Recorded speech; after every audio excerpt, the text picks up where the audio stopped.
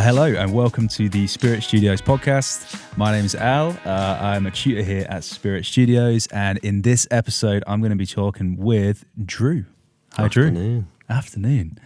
Drew is a third-year music production student, and you are the singer, frontman, guitar player for Manchester band Rosellas. Yeah, man. Not the Rosellas.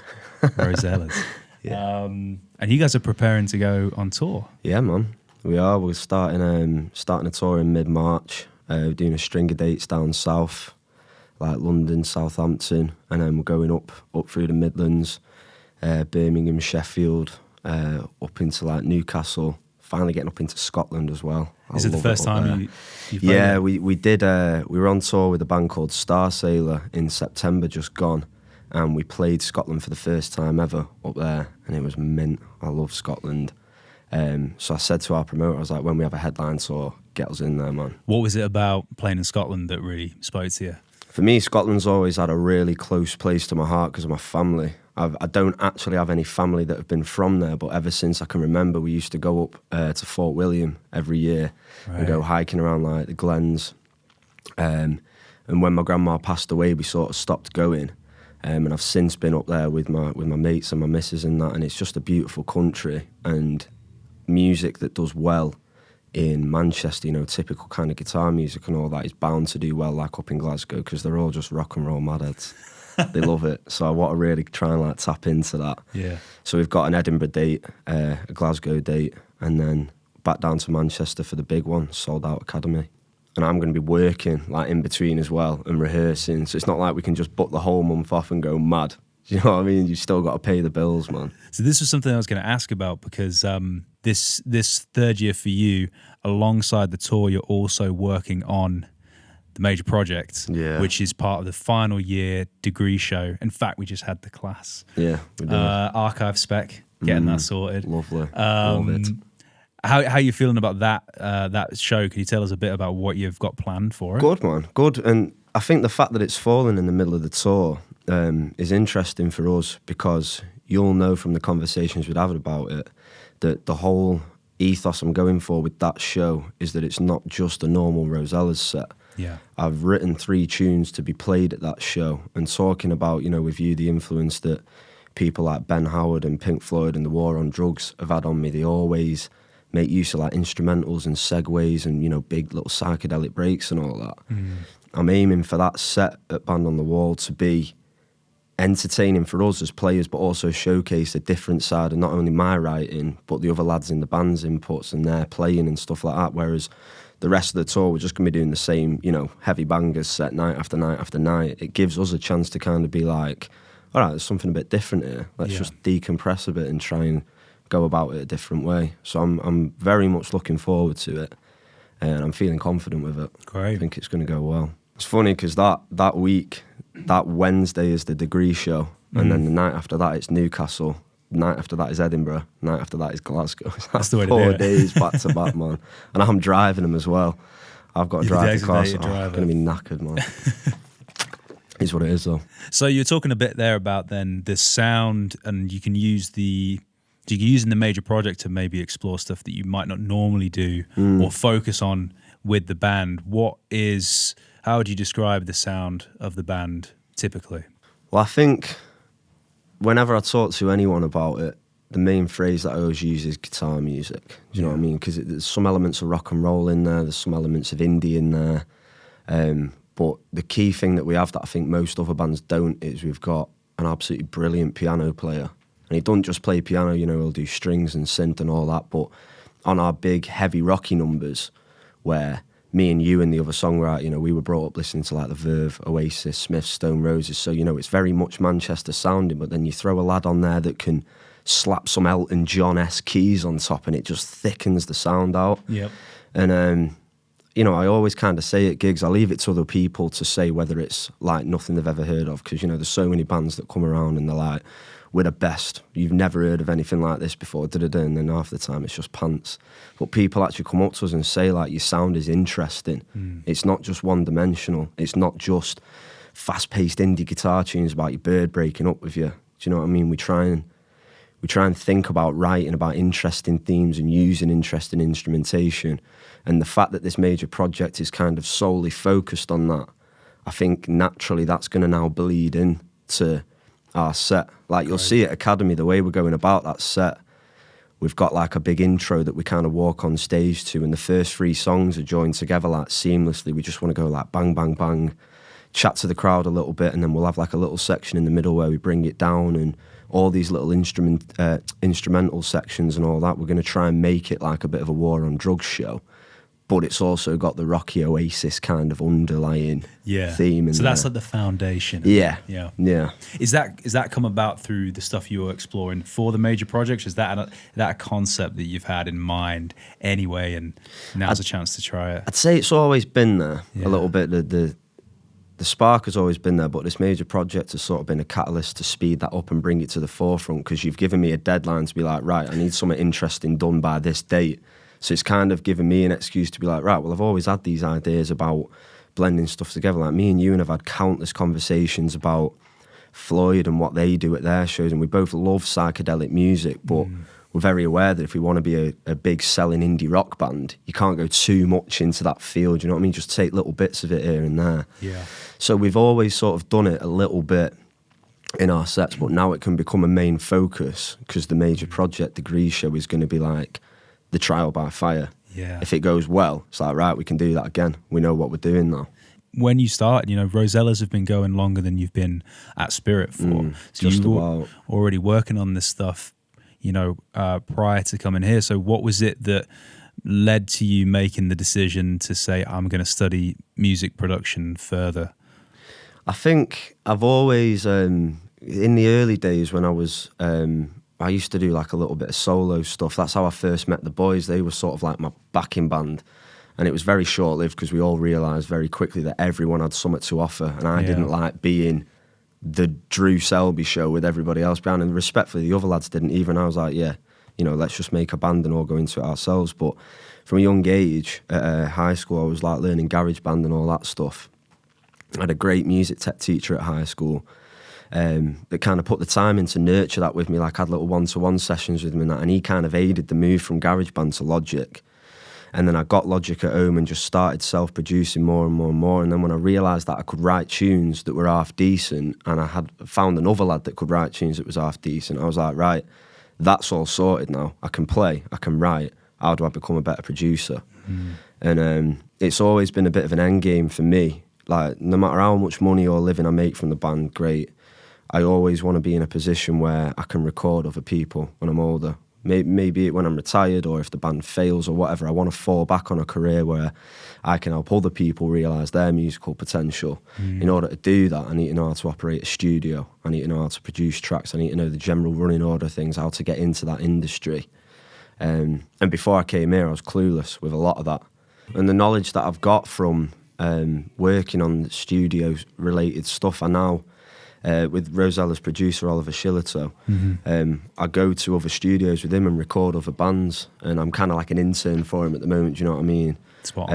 And I'm starting to make a bit of money and a bit of a name for myself with working with these smaller bands. And like, for one of my projects, I've got some of my mates who had some demos for the Career Focus with John Radford. Yeah. And I just said to them, like, lads, I'll record your EP for you. So I'm sort of starting to stop focus on just self-producing Rosellas things, letting that kind of do its own thing over there, but now branching out into how can I record other people. And it's cool because you get ideas put in front of you, and you realise very quickly as a producer, being in a band, you'll think that all your ideas are mint, and then you'll just kind of get a resounding no. And it's like that first no is like, maybe it wasn't that good. This is a suggestion you might have made to the band. Yeah, and it's kind of, you got to develop that people skill, don't you, as a producer? You got to realise that ideas can be put forward and rejected, and it's a very, it ebbs and flows all the time, doesn't it? Whereas in a band, it's a bit different. If you're the songwriter and you produce some of it, you kind of just go to the boys like, right, this is how it sounds. And then they'll kind of go, all right, what about this? What about this? It's a bit more linear. Yeah. Whereas when you're producing for someone else, you've got to be able to be a sponge and soak up everyone's ideas. So. Yeah. Obviously, you're studying in Manchester. Was it ever a consideration to study elsewhere and move elsewhere? Was it always going to be? It was always going to be Manchester. I love this city, man. I feel at home wherever I go here. Do you know what I mean? And I respect the fact massively that trying to be a band in Manchester, you're standing on the shoulders of giants. Do you know what I mean? And I'm not for a second going to suggest that I'm ever going to eclipse anything they did.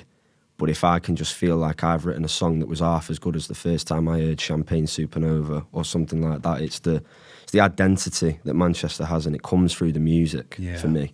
Great. And, you know, I've been a fan of Man United ever since I was born, and I played football all my life, and everything, all my family are from Manchester, everything is just rooted here.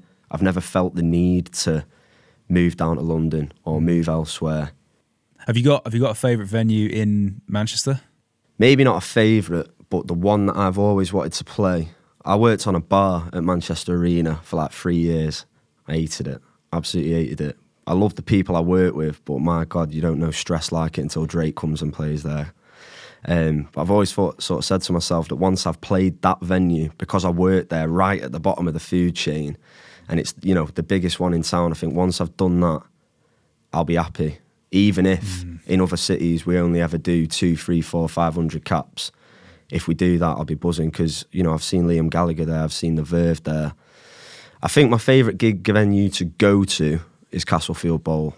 Great, yeah. I've played loads of little decent ones, like Band on the Wall's great, Night and Day is great, but every time I've been Castlefield Bowl, like, I've seen James there, Paolo Nutini, and I think it's just a dead cool venue, tucked away in the city with, you know, like little Colosseum-esque steps, and that's cool.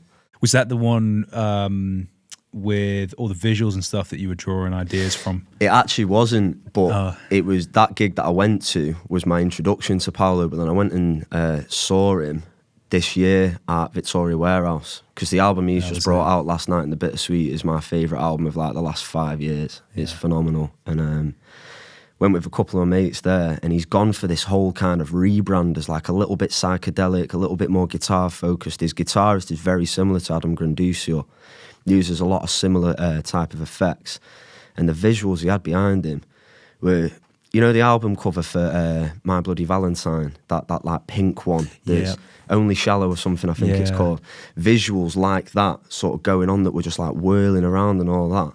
And I found myself just staring at that for the whole gig, like not even looking at him. And the music was just kind of like absorbed into you just because you were looking at that. And for me, that was kind of like the moment I realised the power of visuals. Because I've been to countless like DJ sets and all that. Like, I've seen Bicep a few times where visuals is a huge element of it. But to see, and obviously it captivates you there because you're just hearing the pulse constantly and you're dancing and you're drinking and whatever else. But to see visuals on the back of guitar music, because I've never seen Floyd, you know what I mean, because I'm too young. I imagine that's what it was like to see the visuals on the back of guitar music and have that same impact. I was like, wow, yeah, need to tap into that, man. Need to try that. The important thing for me is making sure that at Rosellas gigs, people can hear little bits of influence and attach themselves to it, but then there's enough originality in what we do that it's not stone cold copying because you're destined to doom there. Do you know what I mean? Exactly. You're never going to get anywhere because you can't just follow in someone else's footsteps so precisely. So I think we're getting there with our sound. I don't think our sound has reached its pinnacle yet. I think it's far better than it was 2 years ago, but I can see it growing a lot more. Do you know what I mean? We're finding out what works, what doesn't work, what gets people going, what gets us going as writers. And I think, you know, by the time we get that debut album out and it hits #1 and we headline Manchester Arena, that'll be the day that I'll be happy with the sound.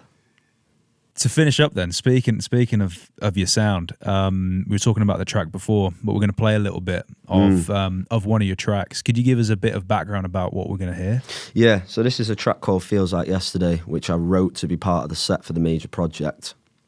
Because like I said before, we're going for a underlying theme of, you know, acoustic guitar and instrumentals and segues and all this cool stuff. So I wrote this track, sent you like a demo with MIDI drums and that. Yeah. Because you know, you just sit at home and do that, and got the keyboard player to layer some on. And then for one of the modules at the start of this year, I was able to record it up in Spirit with a real drum kit, proper grand piano, you know, U87s and Coles, man, it sounds glorious. So it's probably the mix that shows where I'm up to the most at this point. I'm happy with it, I'm proud of it. And yeah, it's going to get used in that major project degree show. Excellent. Cheers, Drew. Thanks for chatting with me. Pleasure, man. Thank you. Nice one.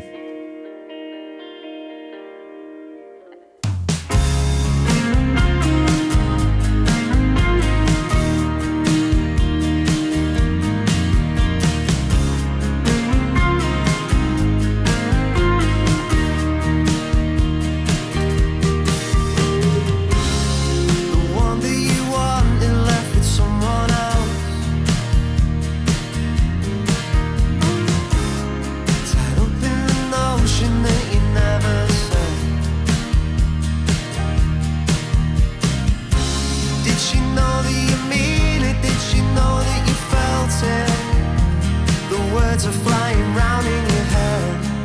It's no secret that you've been here before, 'cause it feels like yesterday.